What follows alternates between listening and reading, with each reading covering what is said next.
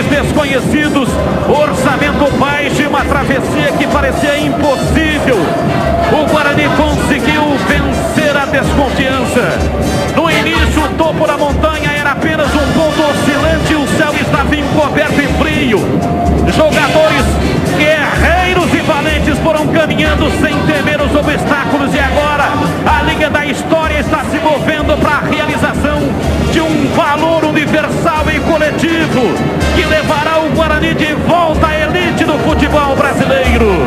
O Guarani plantou uma semente como qualquer outra, sem nenhum sinal aparente de energia, mas com confiança e determinação, a força da união, e no momento certo ela está para germinar.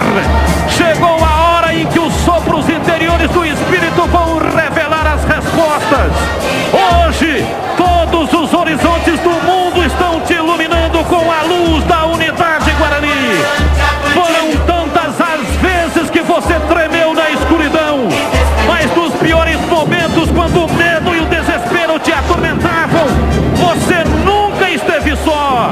A torcida esteve com você, sofrendo, gemendo e dividindo a dor, atenuando e amenizando o sofrimento ao embriagar-se nos sentidos, dando alento e demonstrando a esperança com a presença nos estádios e explicitando o fascínio de uma paixão.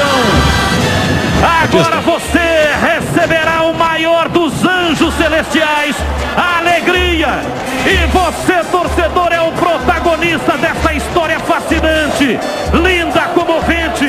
O seu sentimento misturou-se aos dos jogadores, comissão técnica e diretores na construção da saga bugrina, na longa e pedregosa estrada da Série B.